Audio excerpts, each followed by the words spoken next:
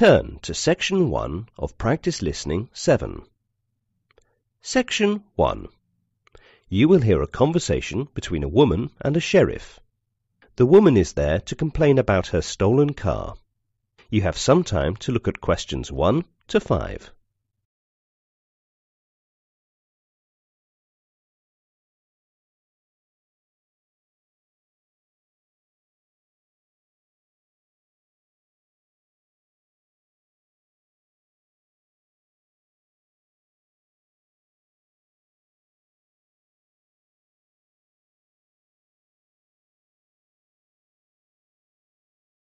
You will see that there is an example which has been done for you. The conversation relating to this will be played first. Hello, I need your help. How can I help you? I want to report about my stolen car, please. Okay. I have had my car stolen.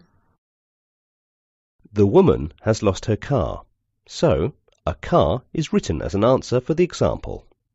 Now listen carefully and answer questions 1 to 5. Hello, I need your help. How can I help you? I want to report about my stolen car. Okay. I have had my car stolen. Oh, that's very sad. Have a seat and tell me the details.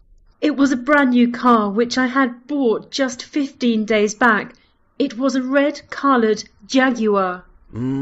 How did it happen? It was stolen from the shopping mall's parking facility. Okay, did you look it? No, I'm afraid I forgot. Okay, any specific feature? Yes, of course. It is a custom-made car. My name is written on the steering wheel. So, only one thing that is your name is engraved on the steering wheel, right? Yeah. Was there anything in the car? Yes, that is another important part. All my documents, certificates, license, credit cards were in my bag, and the bag was on the front seat. That's terrible. And also my shopping bags were on the back seat of the car and some gifts for my parents. Okay, tell me the exact location where you lost your car. I had just stopped near the Nenza shopping mall to meet my friend. I was just some meters away from my car, and within a blink of an eye it vanished. Did you have the car key? No, it was in the car as the engine was on. Oh, no. What time did this happen? It was 6 o'clock, no actually 6:20 p.m. At this time, generally, the area is crowded. Okay, can you give me your personal details? Yes, sure. Now look at questions 6 to 10.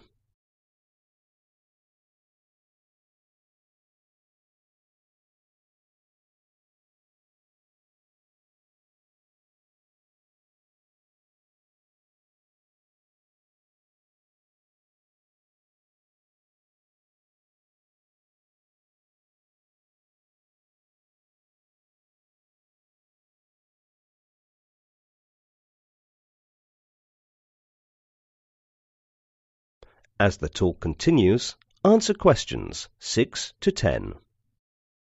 What is your name? My name is Miranda Gallu. Can you repeat, please? Yes, Miranda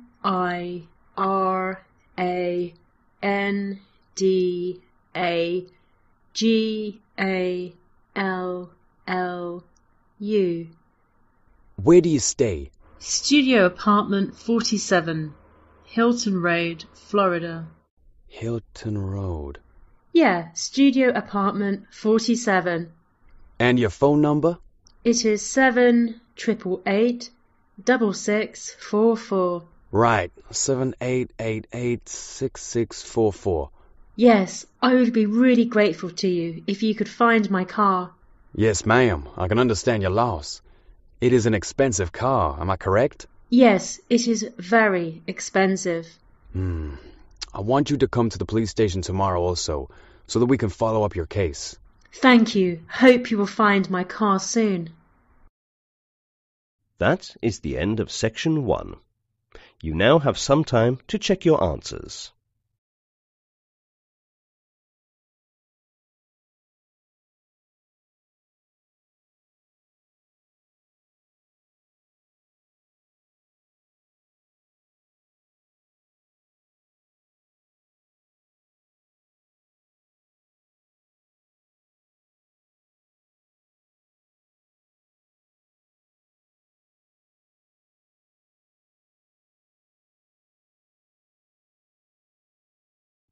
Now turn to Section 2. Section 2. You will hear a radio talk by a conservation biologist about species which are becoming extinct. The special focus is on feral cats. First look at questions 11 to 15.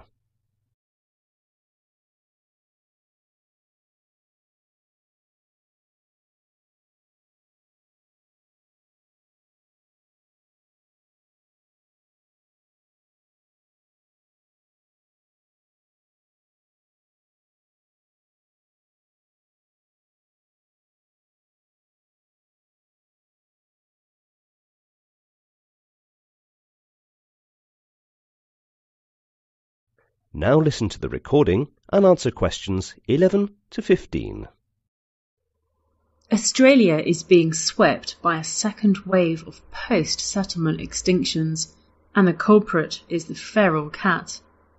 Cats are estimated to eat 75 million native animals every night, and the future for Australian fauna looks bleak.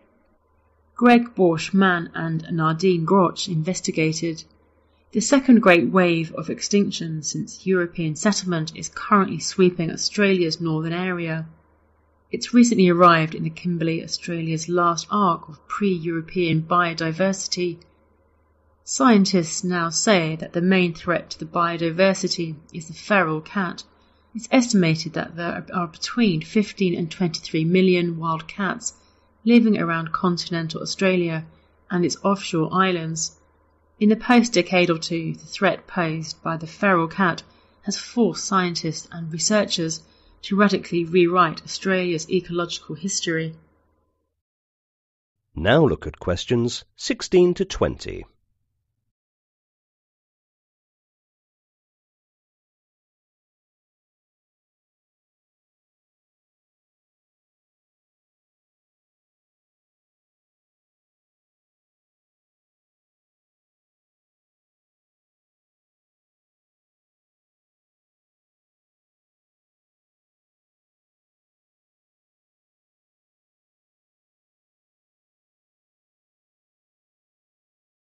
As the talk continues, answer questions 16 to 20. Conservation biologist Dr. John Warnarski says, "We've overlooked the feral cat until very recently because we're still struggling to understand the Australian landscape, especially in the tropical north. It seemed as if these landscapes were intact, so there were no obvious threats," he says. "We knew feral cats had been in those environments for maybe 100 years or so it didn't seem that there were an obvious culprit to cause such a rapid and severe decline in just the last decade or two.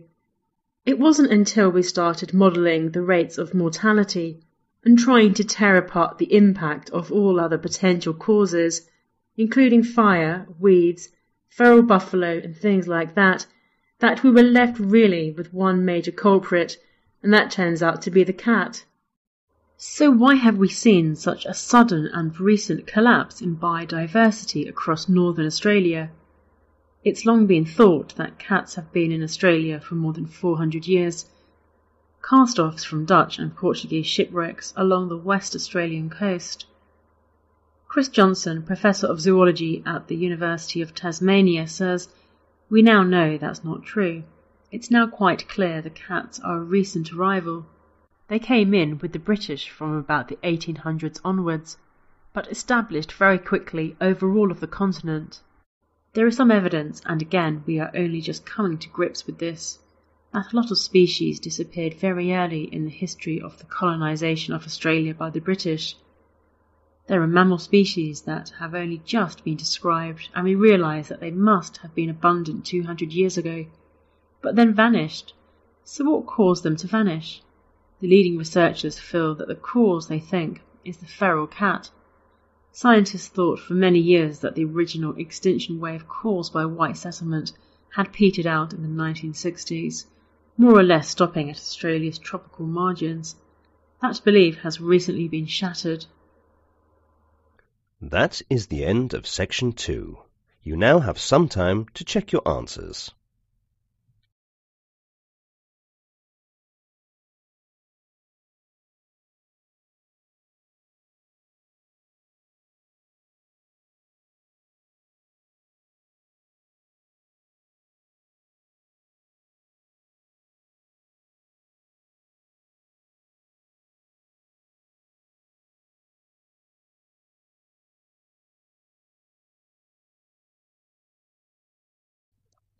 Now turn to Section 3. Section 3. In this section, you will listen to an interview with Al Pacino, who has perfected his own masterful blend of intensity, coolness, and control on the stage and screen for over 4 years. The interview is conducted by a famous TV presenter, Julian Schnobel. First, you have some time to look at questions 21 to 23.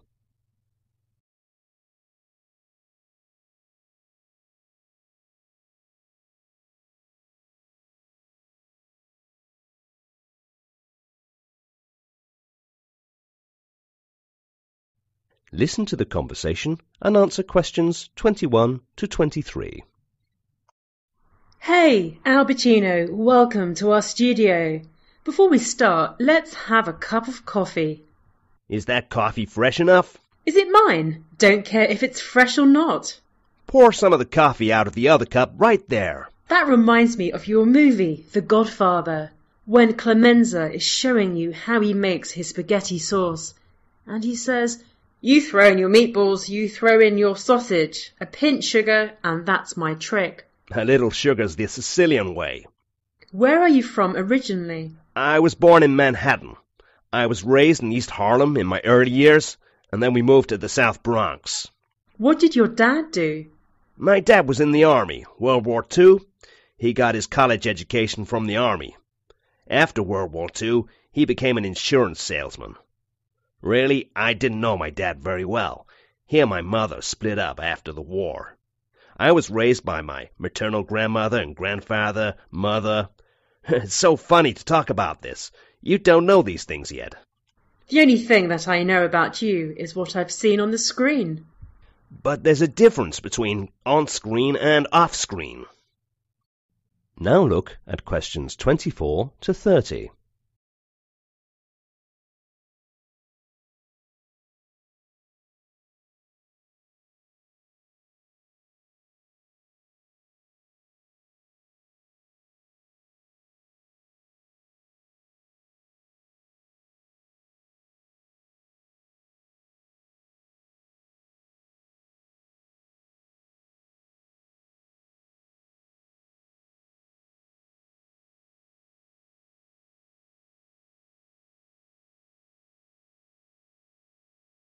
As the talk continues, answer questions 24 to 30.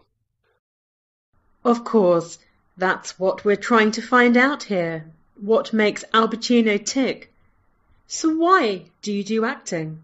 It's necessary to do it. Why I am here and why I started to do this is because of the kind of things that were around when I was at an age when they impressed me. I was impressed by the experimental theatre of the Living Theatre in the early 60s and by the Open Theatre, and I was impressed by early Circle in the Square days. I was part of those troupes who would watch plays played by actors instead of buying a cappuccino and a piece of pastry. I did children's theatre. How was your experience when you used to go for auditions? When I was younger, I would go to auditions to have the opportunity to audition, which would mean another chance to get up there and try out my stuff, or try out what I had learned and seen how it worked with an audience, because where are you going to get an audience? Sometimes the only way you can get an audience is at an audition. I'd never expect to get the role, of course. Do actors get a role in movies easily? I don't think actors should ever expect to get a role, because the disappointment is too great. You've got to think of things as an opportunity. An audition is an opportunity to have an audience. Now that you've had a few roles, I'm sure auditioning is less satisfying for you. As you get older, auditioning becomes harrowing and difficult. Why did you even want to be in movies? Actually, I started theatre at a very young age and did it for many years. When one is young, everyone wants a bigger platform, bigger work where one can get more exposure and greater opportunity. Theatre gave me the same type of roles and limited money. But when you are grown up, the things don't go like that. I started dreaming of myself in movies, as it has been a bigger fan club and huge money making. Money is important for you? When I was young, I fell in love with whatever happened. You know, with that kind of world. Once I fell in love with acting, that was it. It no longer mattered whether I made any money at it or not. Do you want to go back to theatre? Well, I like the theatre, because theatre is where I started. I've now come to a point where I understand movies like the way I understand theatre. Theatre, for me, at one point was a lifestyle, too. I don't know anything about your past. Maybe I'm not reading enough, but I suspect it's because you're an extremely private guy. Maybe I got into the habit of not stepping out of it because it worked for me before. I enjoy the company of people. Sometimes I'm separated from them by my work.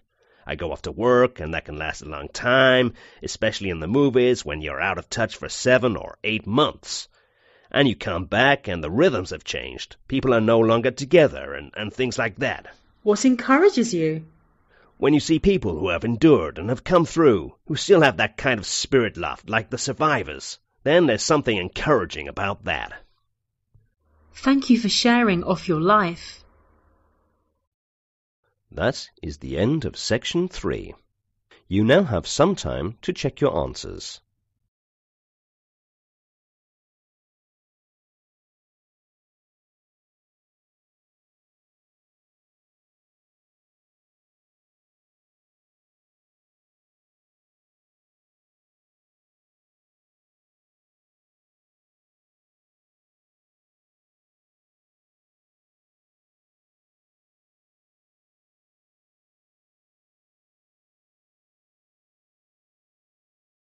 Now turn to section 4. Section 4. You will hear an extract from a talk given by a member of a zoo and an aquarium association who is telling about the development, maintenance and funding of Australia Zoo.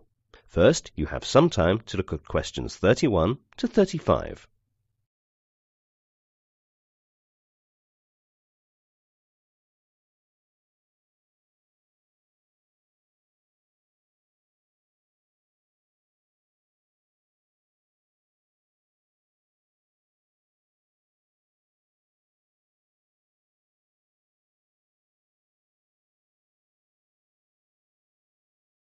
Now listen carefully and answer questions 31 to 35.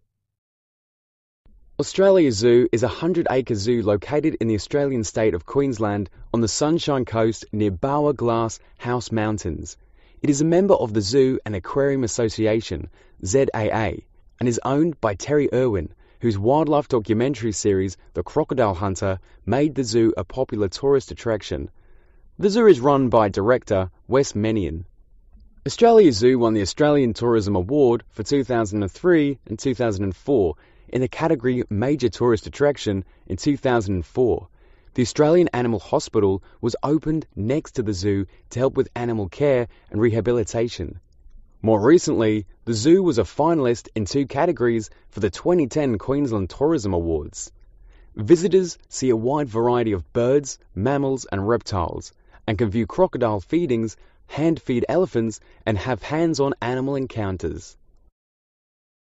Now look at questions 36 to 40.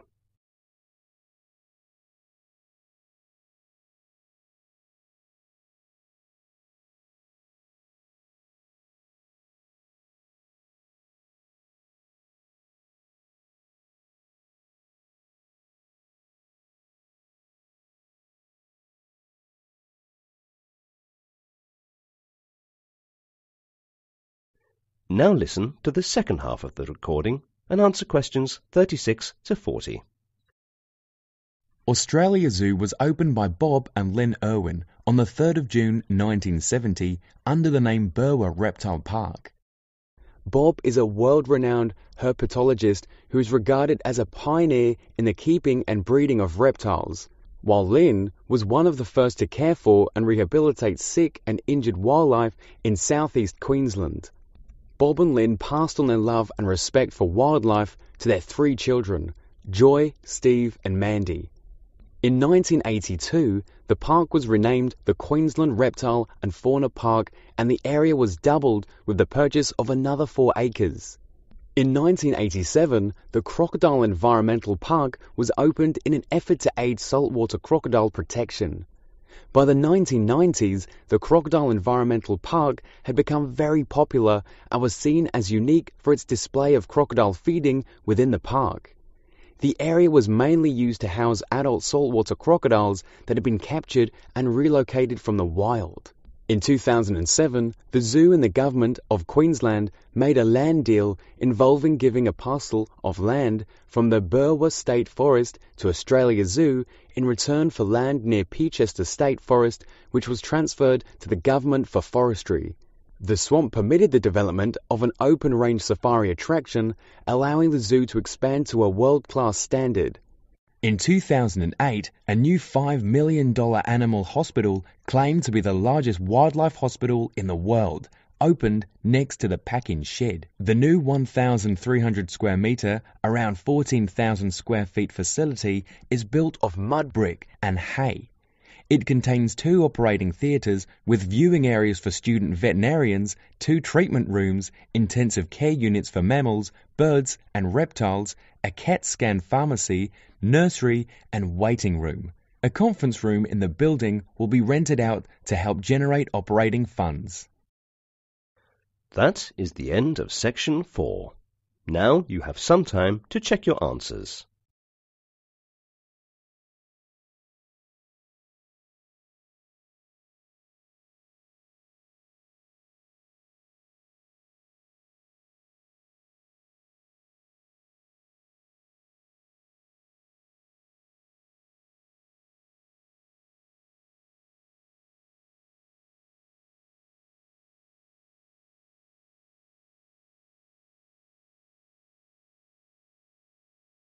That is the end of practice listening test 7.